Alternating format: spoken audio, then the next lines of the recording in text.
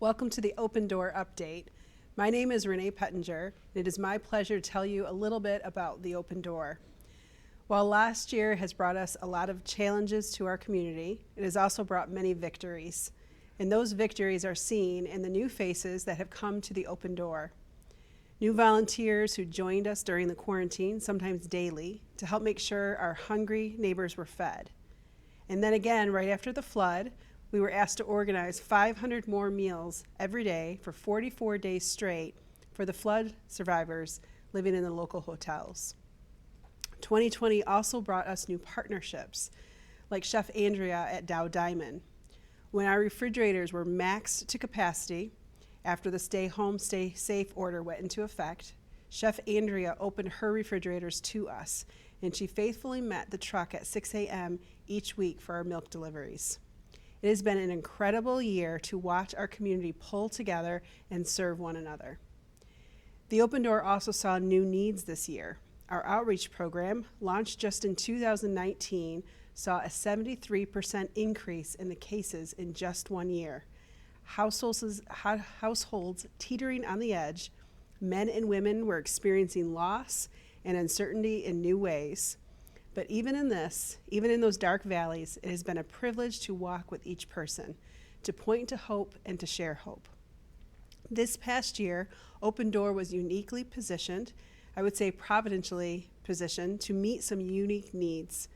God brought us more people to the door this year than ever before, and I'm glad to have the opportunity to share some of those stories with you. But first, let's start out learning a little bit more about who we are and what we do. So Midland's Open Door, our mission is the life-transforming power of the gospel of Christ calls us to walk with the homeless, hungry, and hurting, modeling God's love through biblical hospitality and supportive services. Our services vary. Most people know us for our crisis shelters. We have a men's shelter as well as a women and children's shelter on 2 different campuses, one downtown Midland on Buttle Street and one out in Homer Township with our women and children. We also have the only community soup kitchen here in Midland, and that's located at our main campus in downtown Midland. We also have a clothing assistance program. Some of the emergency clothing we keep at our main campus. However, we've been blessed to have a partnership with Emmanuel Baptist Church, and we have a vast majority of our clothing for men, women, and children that is housed in their basement. We also have our outreach case management program, which I referenced earlier. And the aim of this program is to help people who are whose housing is maybe unstable, or who are looking for work and just are falling through the gaps. And because of our community soup kitchen, we are able to come across these needs. And so our outreach case manager follows that person. They also assist people who move out of shelter and still have some needs. And so the idea is to prevent people from having to come into shelter and then helping people become even more stable when they exit shelter. We also have 2 mental health therapists on our staff who provide supportive counseling both for those in our programs in the shelters as well as our outreach case management. And then we also have a Bridge of Hope program, which was launched in 2017. This program is specifically geared to helping single parents and their children who are homeless. We partner with local churches who have a group of volunteers.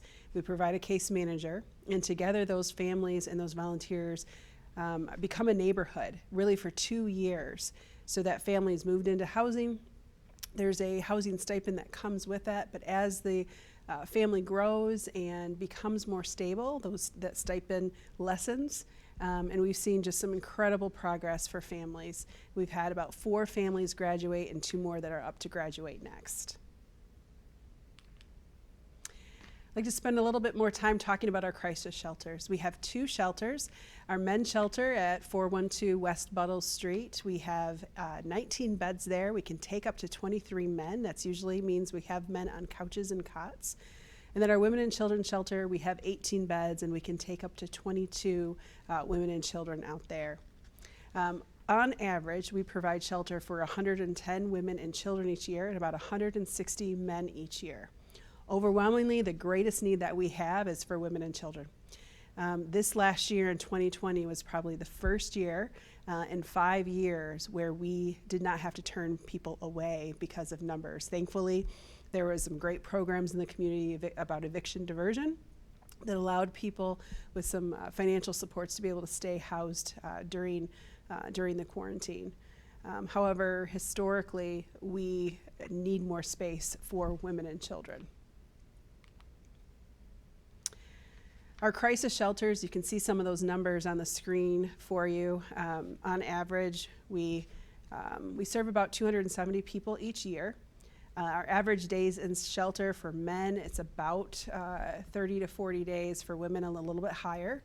Some of the reasons for that, there are some job opportunities that are available to men that are not always available to women. So things like roofing and landscaping, you will see more men in those positions, and those jobs become readily available, and they're also willing to work with people that often have backgrounds. And with women and children, it's also a little bit more difficult to find childcare, and so inevitably they will stay with us a little bit longer. At Open Door, when it comes to our shelters, our philosophy is through to a solution. So if you need more time, we're going to give you more time. As long as you are progressing, you're working with your case manager, working on your goals, we want to see people succeed.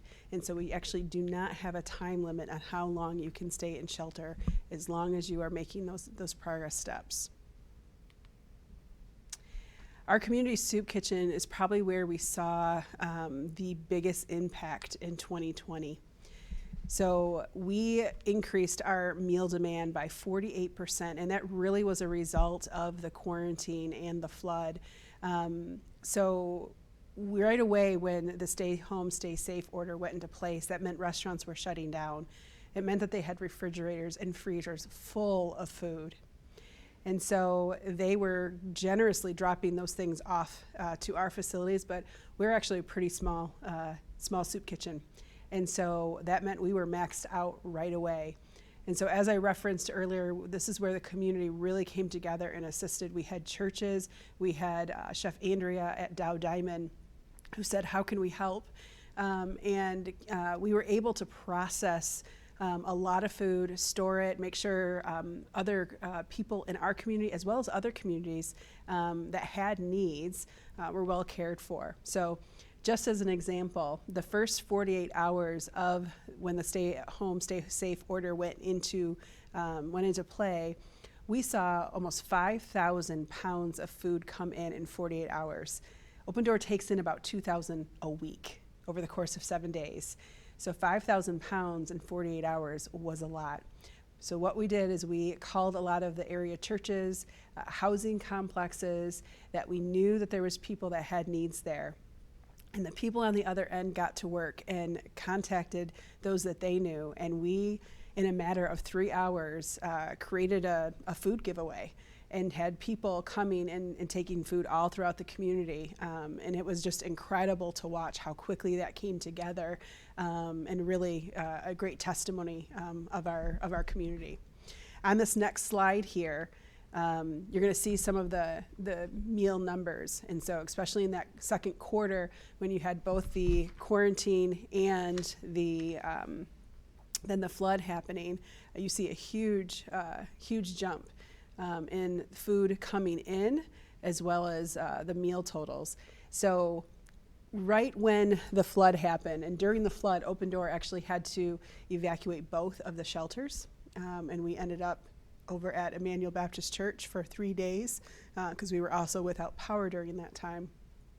After we got everyone settled, we were called on to assist. There was about 10 family groups when they were closing down the mass shelters after the flood. So our outreach team went in to assist with those 10 groups. And then right away we were then contacted by the Red Cross for some assistance with feeding the people that were in the hotels as a result of the flood.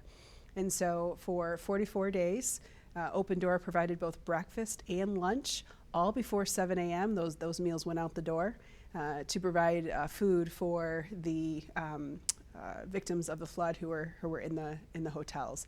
And that really, again, was just an incredible coming together of the community, local churches, civic groups, that adopted a piece of those meals, and then we had a whole group of volunteers that showed up, sometimes as early as 4:30 in the morning, to put those meals together and make sure they were packaged and ready to go for when Red Cross volunteers picked them up at 7 a.m. each day.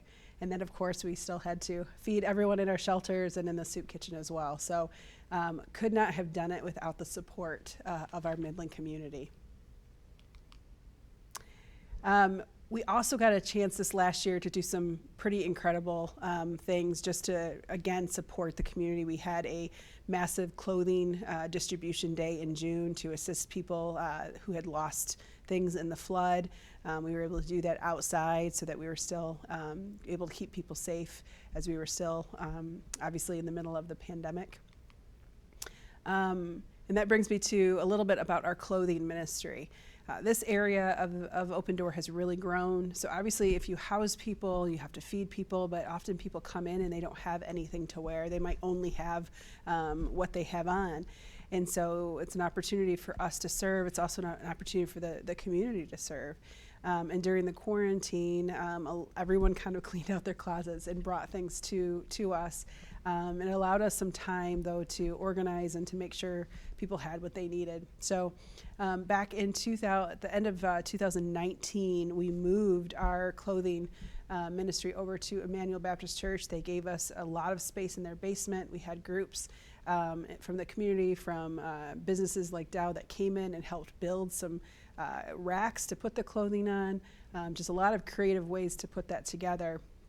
But now the community can come in, whether they have an emergency need or whether they come in once a month when we do our clothing giveaway, and they can shop, and there's a dignity attached to that, right? So they're able to come in and take what they need, get things for other family members if that is needed as well. And again, we do that once a month over at Emmanuel Baptist Church at 502 Cherry Street from 9 a.m. to 12 noon. The dates tend to fluctuate just based on what's going on in the community, so you'd want to go to our website at www.midlandopendoor.org to find out when the next one is. Just some more photos here for you to see, just some of the changes that we did this last year, bringing clothing to the Open Door a few times in order to assist people, and then back outside at Emmanuel as well. I mentioned this earlier with our shelter programs and really with all of our programs. It really is this philosophy of through to a solution with our case management and counseling. We started the outreach case management program in 2019 with the goal to really continue to be a support to people and then to help transfer those relationships to other members of the community as they got involved, whether through volunteer work, through church ministries. And it's been really a joy to watch how we've been able to stay with people and continue to walk with people. We know very well that none of us change overnight, right? So we need time to process and to learn, and even just some time to become ready to hear and ready to learn new things. And so our outreach case management program is designed for that. We have mental health therapists on staff too that help support that. Oftentimes in the culture of those we work with, you have to go to counseling when it's required of you. So if you have an open child protective services case, if you're on probation or parole, you're often required to do counseling, and it's not necessarily something that you seek out on your own always. And so in the context of community, in the context of where we're building trust, and our therapists are known as just part of the community of Open Door, we're often able to connect with people and start that process of therapy, and then refer to another agency. And sometimes it's a short time, sometimes it's actually a couple years that we're with someone, even if they're not in shelter with us, they're living on their own, but they're still coming in and being served by our therapists. We love this picture here. It's got some fun, we started taking door pictures this last year because it was just exciting as so many people started moving into their own place. And then also, you know, for us, how we define success is really based on the person. So some people's success might mean that they get a job.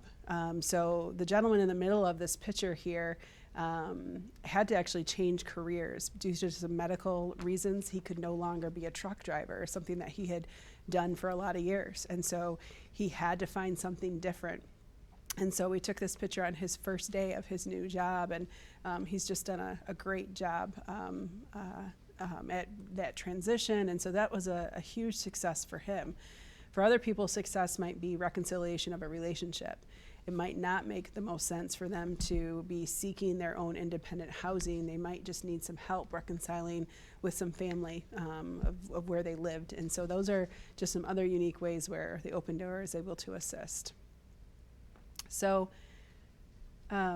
this is what Open Door is all about. And when we asked our team to describe this last year and what would really define what we saw, and we were all just very encouraged, again, of how the community really came together. In this verse in Matthew, where Jesus says, "You are the light of the world. A town built on a hill cannot be hidden. Neither do people light a lamp and put it under a bowl. Instead, they put it on a lampstand, and it gives light to everyone in the house. In the same way, let your light shine before others, that they may see your good deeds and glorify your Father who is in heaven." That's what we want to do at the Open Door. Before we close out today, I just want to share one more story with you. And this is a story really about our outreach program and just the impact of that program this last year. A lot of people know us for our shelters. They know us for the community soup kitchen, but people come to us through different means. So within the first week of the quarantine last March, we got a call from a Red Cross worker. And honestly, she was just exasperated at that point. And she just profusely thanked us for answering the phone. She's like, "I couldn't get a hold of anyone, so I just appreciate that you guys are there. I have someone who is in need of help." There's a family of 11, multi-generations living in one space, and they had a house fire. We've put them up in hotels, but they are in desperate need of clothing, of food, and we can't get a hold of anyone. And so Ernest came down to the Open Door within 30 minutes. Our team was there ready to meet with him. We took him over to where clothing is. They were able to get enough clothing, undergarments, everything that they needed. We were able to fill them up with food and then connect them with our outreach team. And our outreach team kept checking in on them. So even though they had some other supports through the Red Cross and these other agencies, we just kept checking in, let them know that we're praying for them. If they had any needs, they could reach out to us again. And they did need to reach out to us again. So 30 days later, probably 30 to 60 days later, when the flood hit, Ernest and his family were once again homeless.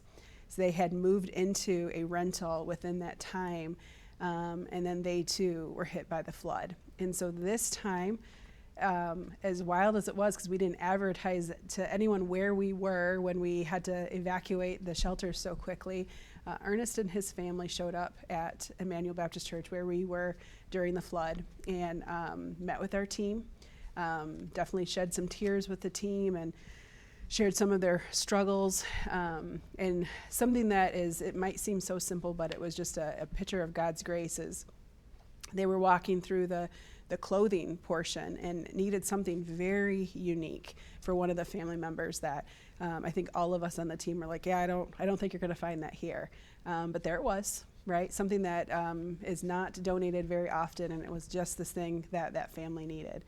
And so it was an amazing picture just of God's grace for them in that moment when they were struggling and just having a hard time with being devastated and homeless on two separate occasions, but also just a testimony to the benefits of this program that we have of people that are just willing and able to be ready to be used when needed. And so that relationship with Ernest and his family continued in whatever way that we could be supportive, connecting them with other resources, helping them with the simple things like food and clothing.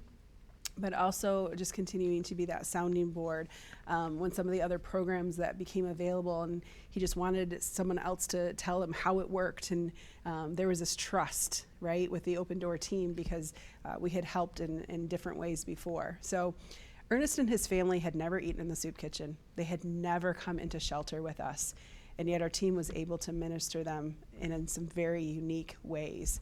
And we're only able to do that because of the support of the Midland community.